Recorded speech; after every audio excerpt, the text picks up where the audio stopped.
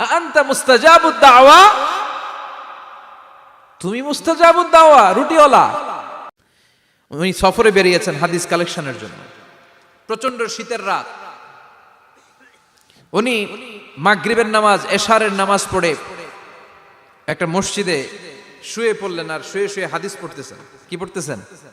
কথা বলেন। আর মনে মনে ভাবলেন রাতটা মসজিদে কাটায় দেই, ফজরের নামাজ পড়ে আবার বেরোবো। কিন্তু দারোয়ান এসে বলে মসজিদে থাকতে পারবেন না, ওঠেন।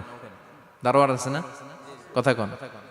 আহমদ ইবনে হাম্বল বললেন আমি শুধু রাতটা থাকতে চাই, আমি তো ফজরেরও মুসল্লি, ফজর নামাজ পড়বো তো এই মসজিদে, আমার থাকতে দাও। দারোয়ান তো দেয় না, কেন? মসজিদে থাকার জায়গা না, জান মিয়া। উনি যে আহমদ ইবনে হাম্বল এটা চিনে নাই, থাকতে দেয় না। কি করবে এখন? উনি কাঁথা গুছিয়ে হাদিসের কিতাব নিয়ে কাঁধের মধ্যে ব্যাগ নিয়ে মসজিদ থেকে বেরোয় গেলেন। কি আর করবেন, প্রচন্ড শীত, আর কাঁপতেছেন, বুড়ো মানুষ। প্রথমে দেখলেন বাজার, বাজার একজন খাব্বাজ, শাবুন খাব্বাজ, যুবক রুটি বিক্রেতা। সে রুটি বিক্রি করে, চুলার মধ্যে রুটি সেকে। সে যে সালাম দিল, আসসালামু আলাইকুম। যুবক বলে ওয়ালাইকুম আসসালাম। আহমদ ইবনে হাম্বল বলে যুবক, আমার যাওয়ার জায়গা নেই, সফরে বেরিয়েছি, খুব শীতে কষ্ট পাচ্ছি, রাতে যদি তোমার এই চুলা থেকে একটু আগুন পোহাই কোনো সমস্যা? যুবক বলে না না, সমস্যা না, আহলান ওয়া সাহলান, খোশ আমদেদ, আসেন আসেন, আপনি আগুন পোহাইলে আমার সমস্যা কি? সুবহানাল্লাহ পড়েন। আল্লাহ শুকরিয়া করে উনি বসলেন আর আগুন পোহাচ্ছেন। আর খেয়াল করলেন যুবক রুটি বানায় আর পড়ে আস্তাগফিরুল্লাহ, রুটির দলা বানায় পড়ে আস্তাগফিরুল্লাহ, খামির বানায় আর পড়ে আস্তাগফিরুল্লাহ, রুটি নিয়ে উনুনের ভিতরে চুলার ভিতরে সেকা দেয় আর পড়ে আস্তাগফিরুল্লাহ। দোকানদারের কাছে কেউ আসলেই সে রুটি দেয় আর পড়ে আস্তাগফিরুল্লাহ। ক্রেতার কাছ থেকে টাকা নিয়ে ক্যাশ বক্সে রাখে আর কি পড়ে?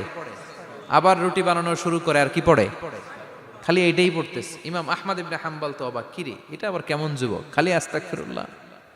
উনি প্রশ্ন করলেন যুবক ঘটনা কি? আসার পর থেকেই তোমার দেখতেছি তুমি রুটি বানাও, রুটি বিক্রি করো আর পড়ো আস্তাগফিরুল্লাহ, মালাকা ইয়া শাবাব।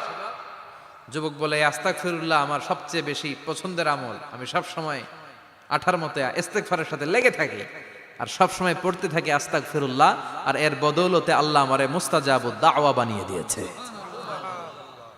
আহমদ ইবনে হাম্বল তো অবাক, আনতা মুস্তাজাবুদ দাওয়া, তুমি মুস্তাজাবুদ দাওয়া, রুটিওয়ালা। আমি এত বছর হাদিস পড়াই, আমিও তো মুস্তাজাবুদ দাওয়া না, আর তুমি রুটি বেচো বাজারে, তুমি মুস্তাজাবুদ দাওয়া, তুমি দোয়া করলে সব কবুল হয়ে যায়। যুবক বলে না, আনা মুস্তাজাবুদ দাওয়া, আমি আমার জীবনে যত দোয়া করেছি কবুল করে নিয়েছে কে? সব দোয়া কবুল করে নিয়েছে আল্লাহ, একটা দোয়া ছাড়া। কয়টা? আহমদ ইবনে হাম্বলের কৌতূহল, কিউরিয়াসিটি আরো বেড়ে গেল। কি?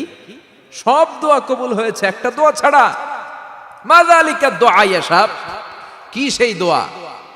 যুবক এবার বলতে শুরু করলো, আমার জীবনে যে দোয়াটা আল্লাহ কবুল করে নাই সেটা হচ্ছে আমি আল্লাহর কাছে অনেক চেয়েছি, অনেক দোয়া করেছি যে আল্লাহ, শুনেছি এই জামানার সবচেয়ে বড় মুহাদ্দিস, তার নাম নাকি ইমাম আহমদ ইবনে হাম্বল।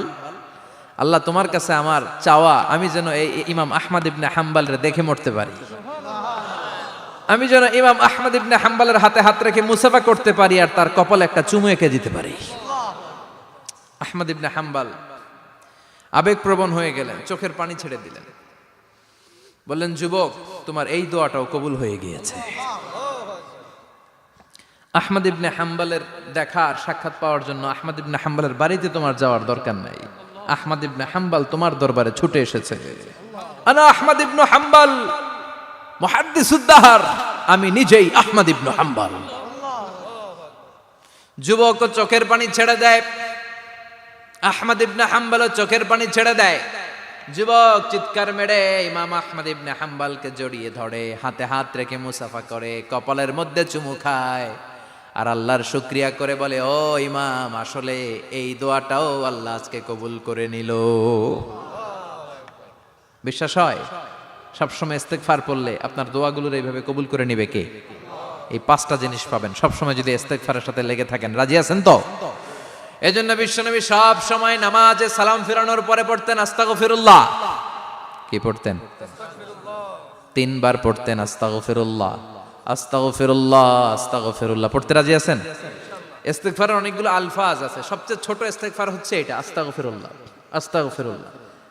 আরো আছে আস্তাগফিরুল্লাহ আল্লাযী লা ইলাহা ইল্লা হুয়াল হাইয়ুল কাইয়্যুম ওয়া আতুবু ইলাইহি। বিশ্বনবী বলেন এই ইস্তেগফারটা যদি কেউ পড়ে, আত-তাওয়াল্লি মিন ইয়াউমিজ যাহাফ, যুদ্ধের ময়দান থেকে পালিয়ে আসা কবিরা গুনাহ। কি গুনাহ? কাফেরদের সাথে যুদ্ধ, আমি তাগড়া যুবক, তলোয়ার নিয়ে নেমেছি, আমার দেহের এক ফোঁটা রক্ত থাকা পর্যন্ত আমি যুদ্ধ চালিয়ে যাব, আমি ফিরে আসতে পারবো না, আইনটা কার? ফিরে আসলে কবিরা গুনাহ। বিশ্বনবী বলেন যুদ্ধের ময়দান থেকে ফিরে এসেছে এরকম কবিরা গুনাহ অবলম্বনকারীও যদি আস্তাগফিরুল্লাহ আল্লাযী লা ইলাহা ইল্লা হুয়াল হাইয়ুল কাইয়্যুম ওয়া আতুবু ইলাইহি পড়ে, ওই কবিরা গুনাহকারীকেও ক্ষমা করে দিবে কে? পড়তে রাজি আছেন তো?